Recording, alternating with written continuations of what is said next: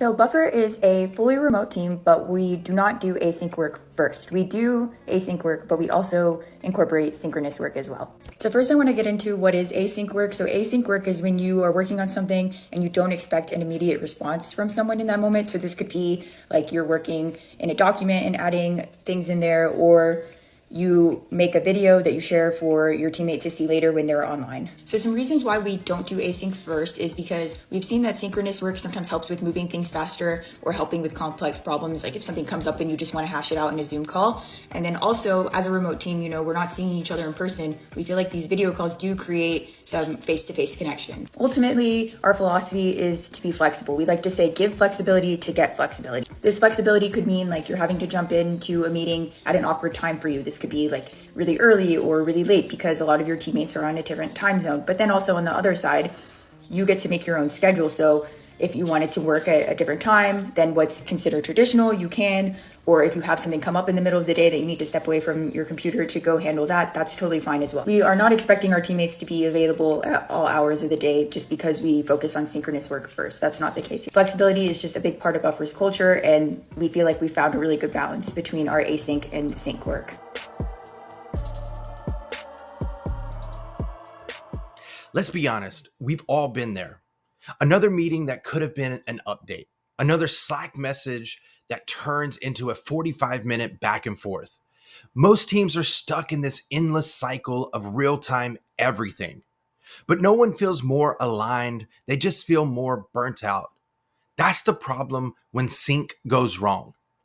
But the answer isn't necessarily fewer meetings, it's smarter ones. And it starts with understanding the difference between sync and align from our digital workplace framework. Sync means real-time collaboration and communication. It's where decisions happen. It's fast, urgent, and more human. But here's where most teams go wrong. Everything becomes sync.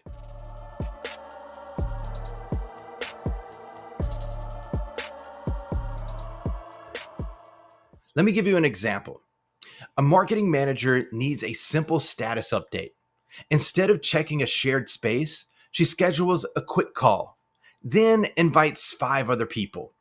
Now, an update that could have taken 2 minutes just took 45 across 6 different calendars.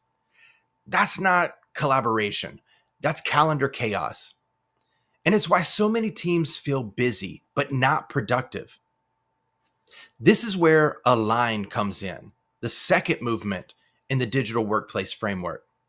Align is how you keep everyone in the loop without pulling them into yet another meeting. It's async updates, visible communication, and structured follow-ups that people can engage with on their own time and find later.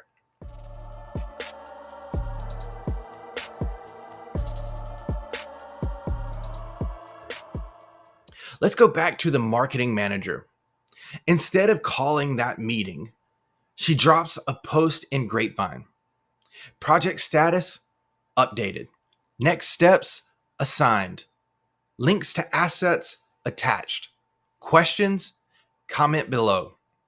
No meetings, no wasted time. Now her team can read, react, and respond when it fits their workflow. That's Align in action, and it's how you build clarity without chaos. But it's not just big, obvious moments that cause friction. It's the small ones too that we often don't think about.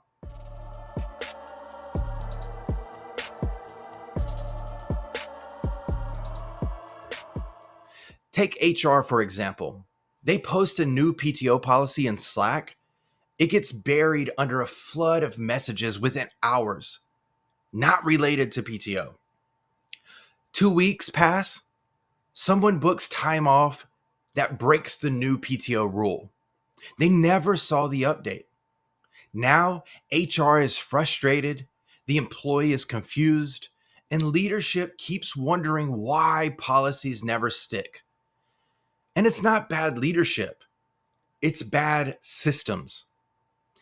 And it's what happens when you rely on real-time tools to do asynchronous work. Because here's the truth. You can't eliminate sync altogether. You still need real-time moments for urgency, brainstorming, and human connection. But sync alone doesn't scale in today's work. You sync to decide, you align to distribute.